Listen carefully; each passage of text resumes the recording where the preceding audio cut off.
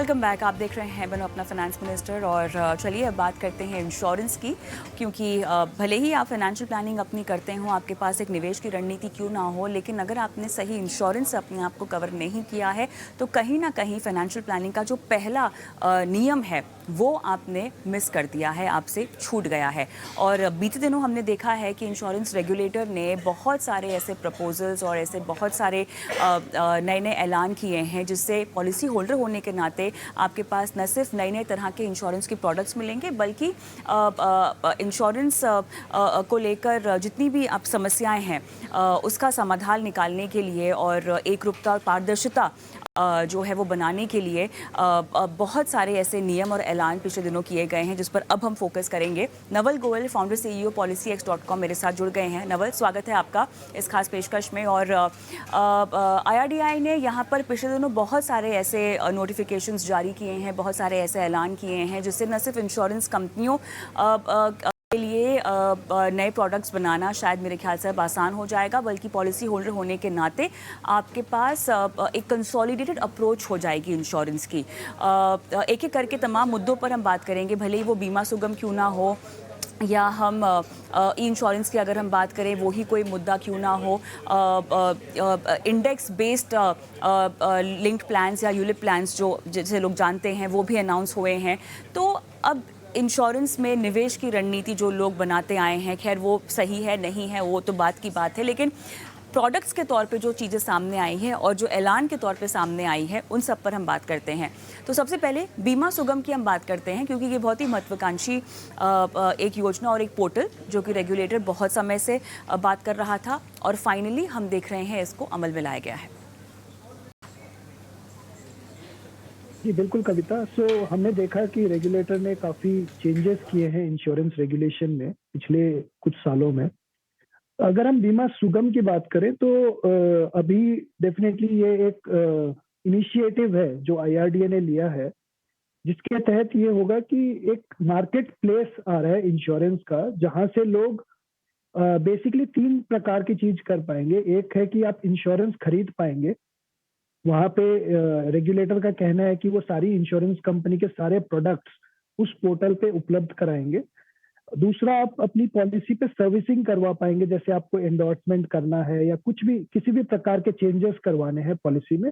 और तीसरा जो सबसे इम्पोर्टेंट है वो है क्लेम।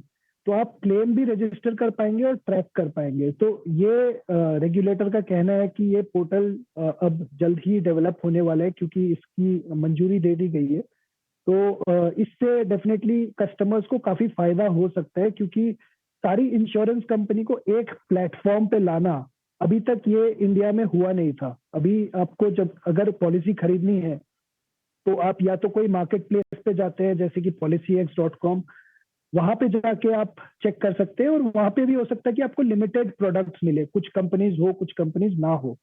बट ये एक तरह से इंडस्ट्री फर्स्ट इनिशिएटिव है जो IRDA ने लिया है, और आई थिंक इससे कस्टमर्स को काफी फायदा हो सकता है कि वो सारी टाइप की पॉलिसीज एक ही जगह पे कंपेयर कर सकती है और खरीद सकती है।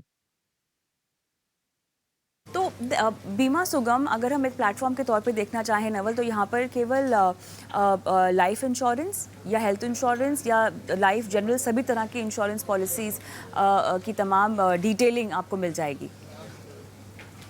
जी, अभी जो एनविजन हुआ है वो ये कि सारी टाइप की policies, whether it is health, life या टर्म इंश्योरेंस या मोटर इंश्योरेंस, हर प्रकार की पॉलिसीज इस पोर्टल में उपलब्ध कराई जाएगी। बट अभी डेफिनेटली ये इसको थोड़ा वक्त लगेगा, क्योंकि अभी सिर्फ मंजूरी आई है और जो इसके शेयर होल्डर्स है वो सारे इंश्योरेंस कंपनीज को इसकी शेयर होल्डिंग दे दी गई है। तो इसकी पूरी पूरी एस्टैब्लिशमेंट होएगी और इस पे काम शुरू किया जाएगा। तो शायद इसमें 1-1.5 साल का समय लग सकता है। तो बीमा सुगम एक ऐसा इंश्योरेंस रेगुलेटर के तौर पर से या उनकी तरफ से ऐसा प्लेटफॉर्म जहां पर आपको तमाम तरह की इंश्योरेंस पॉलिसीज़ खरीदनी हो, बेचनी हो, बदलाव करना हो, ये एक जगह पर आपको सुविधा मिल जाएगी। एक है ई इंश्योरेंस भी, जहां पर आप अपनी इंश्योरेंस पॉलिसीज़ को डीमैट कर रख सकते हैं।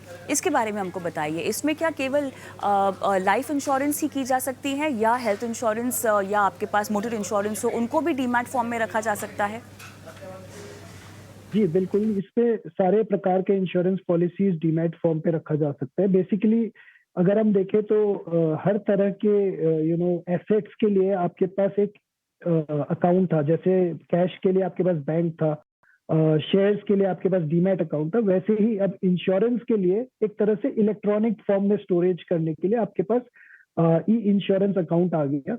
इसके काफ़ी फ़ायदे हैं कस्टमर्स को कि वो सारी पॉलिसीज़ एक जगह पे स्टोरेज करके रख सकते हैं, जो कहीं पे भी एक्सेसिबल होगा यूज़र नेम और पासवर्ड के ज़रिए। और आपको कुछ चेंजेस करना हो, तो एक ही जगह आप चेंज कर सकते हैं और वो सारी पॉलिसीज़ पे एप्लीकेबल। मान लीजिए आपने एड्रेस चेंज किया है, आप कहीं रिलोकेट हुए हो, तो आप एक ही जगह चेंज करके सारी पॉलिसीज़ में वो एप्लीकेबल करा सकते हैं। तो एक तरह से ये काफ़ी अच्छा इनिशिएटिव है जिसके पास, क्योंकि एक आम आदमी के पास जनरली मल्टीपल पॉलिसीज होती है, कार इंश्योरेंस भी है, टर्म इंश्योरेंस भी है, हेल्थ इंश्योरेंस भी है। तो वो सारी पॉलिसीज को एक ही जगह मैनेज कर पाएगा और चेंजेस भी करवा पाएगा, क्योंकि ये इंश्योरेंस कंपनी से डायरेक्टली कनेक्टेड है ये पूरा ई इंश्योरेंस अकाउंट। अव्वल अब यहाँ पर अगर जिनके पास ऑलरेडी इंश्योरेंस पॉलिसीज़ हैं उनको तो ई इंश्योरेंस की सुविधा नहीं मिल पाएगी ना, क्योंकि ये केवल अब जो 1 अप्रैल से इशू होने वाली पॉलिसीज़ हैं उन्हीं के लिए उपलब्ध है, या हम अपनी पुरानी पॉलिसीज़ को भी डीमैट फॉर्म में करवा सकते हैं?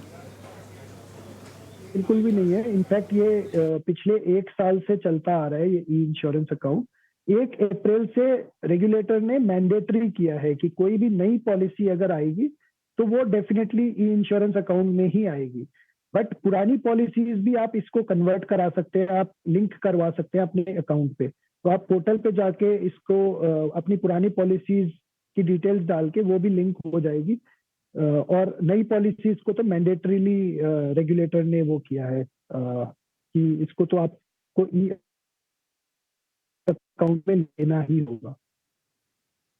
ई इंश्योरेंस करवाने के लिए आपको कहाँ पर खाता खोलना होगा? ये ई ई अकाउंट होता है एनएसडीएल की तरफ से, तो वो आईआरडीए की तरफ से ही नॉमिनेटेड है, तो वहीं पे आपको अकाउंट खोलना होगा। जनरली आप जब नई पॉलिसी लेते हैं तो इंश्योरेंस कंपनी ही फैसिलिटेट कर देती है, आपको कुछ भी नहीं करना। उनके जो प्रोसेस में आप जब केवाईसी डॉक्यूमेंट्स वगैरह सबमिट करते हैं पॉलिसी लेते वक्त, तो ऑटोमेटिकली वो ई अकाउंट खोल देते हैं अपना। तो अब ऐसे में हमारे पास अगर अलग-अलग पॉलिसीज़ हो तो अलग-अलग इंश्योरेंस कंपनियों का अलग-अलग ही अकाउंट होगा ई इंश्योरेंस के लिए, कि कोई कोई एक ही पोर्टल है जहाँ पर हम तमाम तरह की अपनी इंश्योरेंस पॉलिसीज़ डीमैट करके रख सकते हैं? नहीं, ये आपके आधार और पैन कार्ड से लिंक्ड है। तो आपका एक बार अकाउंट खुल गया तो वही अकाउंट में आपकी सारी पॉलिसीज ऑटोमेटिकली लिंक हो जाती है। तो आपको अलग-अलग अकाउंट खोलने की ज़रूरत नहीं है। एक ही अकाउंट खोल के आप सारी पॉलिसीज वहीं उसी अकाउंट नंबर से लिंक हो जाती है। अच्छा, तो अब ये बताइए हमें, तो पॉलिसीज़ जो हमने खरीदी हैं उनकी तमाम डिटेलिंग है, लेकिन मान लीजिए अगर कोई हेल्थ इंश्योरेंस है और उसमें कोई क्लेम आया है, आपका किसी का लाइफ इंश्योरेंस का क्लेम आया है, क्या वो तरह की अपडेट्स जो हैं वो अपने आप रिन्यू होती रहेंगी, स्टेटस अपडेट होता रहेगा? क्या इस तरह की जानकारी भी उपलब्ध होगी, या केवल डीमैट करा के रख दिया है, यही एक सुविधा है जो इंश्योरेंस के तहत आपको मिलती है? सुविधाएँ क्या-क्या मिलती हैं नवल? सुविधाएं अभी के लिए देखिए, क्लेम से रिलेटेड आप क्लेम रजिस्टर कर सकते हैं उसमें। बट अभी के लिए जो मोस्ट इम्पोर्टेंट सुविधाएं ये है कि एड्रेस चेंज, अगर बैंक अकाउंट में कुछ चेंज हो या आपके कॉन्टैक्ट डिटेल्स में कुछ चेंज हो, वो सब आपको एक ही जगह पे करवा पाएंगे आप।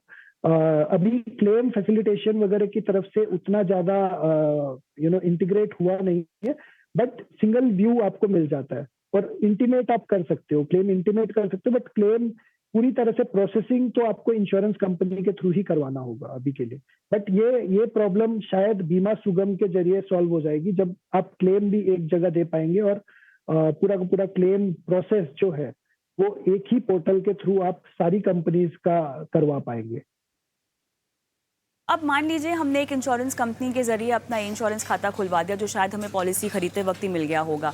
अब इसे मेंटेन करने के कोई चार्जेस होंगे, क्योंकि भले ही एक इंश्योरेंस कंपनी ने हमारा ई खाता खोला है, लेकिन हम तो अपनी सारी डिटेल्स उसमें डालेंगे। इसे मेंटेन करने को लेकर कोई चार्जेस लगेंगे, या कोई अपग्रेडेशन जिसके लिए हमें पैसे देने हो, पॉलिसी होल्डर को पैसे देने हो? नहीं, इसमें आपको पॉलिसी होल्डर को कोई कॉस्ट नहीं है, ना ही अकाउंट ओपनिंग के टाइम पे है, ना ही कोई कॉस्ट आपको एनुअल मेंटेनेंस की तरफ से देना है। चलिए अब आगे बढ़ते हैं और इंडेक्स लिंक्ड इंश्योरेंस प्लान्स की हम बात करते हैं, क्योंकि यूलिप्स ऑलरेडी हम सब जानते हैं कि इंश्योरेंस का इन्वेस्टमेंट प्रोडक्ट है जहां पर आप निवेश करते हैं और यहां पर लॉक इन भी होता है। लेकिन अब यूलिप्स में आपके पास अलग अलग मार्केट कैप के हिसाब से फंड्स डिसाइड करने का एक मौका होता है, लेकिन अब यहाँ पर एक और ऑप्शन आपको दिया जा रहा है। इंडेक्स बेस्ड प्लान्स जो हैं वो लॉन्च किए गए हैं और जिस तरह की नॉर्मल यूलिप्स हैं जो आजकल हम मॉडर्न यूलिप्स के नाम से भी जान रहे हैं नवल, क्या ये उसी तर्ज पर काम करेंगी? केवल जो एलोकेशन है इन्वेस्टमेंट का वो स्पेसिफिक मार्केट कैप की बजाय किसी स्पेसिफिक इंडेक्स में जाएगा, क्या यही एकलौता फ़र्क है? जी बिल्कुल, जैसे म्यूचुअल फंड में होता है कि इंडेक्स म्यूचुअल फंड है, विच मीन्स कि वो एक इंडेक्स को ट्रैक करता है। वो ट्राई करता है कि इंडेक्स की परफॉर्मेंस मिमिक हो जाए, उसी हिसाब से पोर्टफोलियो एलोकेशन होती है। सिमिलरली इंश्योरेंस में अगर हम इंडेक्स लिंक्ड यूलिप की बात करें तो बेसिकली जब आप यूलिप खरीदते हैं तो आप चूज कर सकते हैं कि आपको मिड कैप, स्मॉल कैप या इक्विटी, डेट, इस किस तरह के फंड्स में पैसा लगाना है। तो यहाँ पे आपको एक और ऑप्शन आ जाता है कि आप इंडेक्स बेस्ड फंड पे पैसा लगा सकते हैं, जैसे आप निफ्टी को मिमिक कर सकते हैं। तो सिर्फ इतना ही फर्क है मोस्टली, क्योंकि आपका जो फंड एलोकेशन है वो डिफर हो जाता है। चार्जेस के लिहाज से क्या इसमें अलग अलग चार्जेस रखे गए हैं? और अभी तो इनको लॉन्च करने को लेके मेरे ख्याल से केवल अनुमति मिली है, लेकिन किसी इंश्योरेंस कंपनी ने क्या इंडेक्स बेस्ड प्लान्स को लॉन्च भी किया है नवल? देखिए, सो अगर हम इंडेक्स बेस्ड फंड्स की बात करें, जो म्यूचुअल फंड होते हैं उनके चार्जेस जनरली काफी कम रहते हैं, क्योंकि वहां पे क्या है, फंड मैनेजर्स को अपना R&D या रिसर्च पे दिमाग नहीं लगाना, सिर्फ आपको वही कॉम्पोजिशन पोर्टफोलियो का मेंटेन करना है जो इंडेक्स का कॉम्पोजिशन है। सो एक फंड मैनेजमेंट चार्जेस के लिहाज से अगर हम बात करें तो उसके चार्जेस काफी कम रहते हैं, इसीलिए वो इंडेक्स को ज्यादा अच्छे से मिमिक कर पाते हैं और उसमें चार्जेस काफी कम लगते हैं। तो डेफिनेटली जब हम वही पैसा यूलिप के थ्रू लगेगा तो उसके भी चार्जेस डेफिनेटली उसी प्रोपोर्शन में कम होने चाहिए, क्योंकि at the end of the day fund charges जो है, यूलिप से आप खरीदे या म्यूचुअल फंड के जरिए खरीदे, फंड मैनेजमेंट चार्जेस तो आप फिर भी देते ही हैं। तो वो फंड मैनेजमेंट चार्जेस इंडेक्स में एक्सपेक्टेशन है कि कम हो जाएगा। ऑलराइट, चलिए लिहाजा फ़िलहाल आईलिप जैसे प्रोडक्ट्स हैं इनका इंतज़ार आपको करना होगा, लेकिन इंश्योरेंस का जो मेन फोकस होता है या मेन पर्पस होता है, मकसद होता है, वो है रिस्क प्रोटेक्शन का, जिसके लिए आपके पास एक सही लाइफ इंश्योरेंस और हेल्थ इंश्योरेंस होना बहुत ज़रूरी है। और जो बदलाव यहाँ पर आते हुए दिखाई दे रहे हैं, भले ही वो बीमा सुगम हो या ई इंश्योरेंस हो, इसका फ़ायदा आपको उठाना चाहिए ज़रूर, क्योंकि हैंडलिंग अगर हम देखें हमारी इंश्योरेंस पॉलिसीज़ की, हर किसी के लिए मुमकिन नहीं है कि वो दस्तावेज़ों का ख्याल रखता रहे। जितना हो सके आप इस तरह के बदलावों को अपनाएं और कम से कम इंश्योरेंस पोर्टफोलियो को लेकर आपकी ज़िंदगी काफ़ी हद तक आसान हो जाएगी। धन्यवाद नवल, आपका समय निकाला आपने इस खास चर्चा के लिए।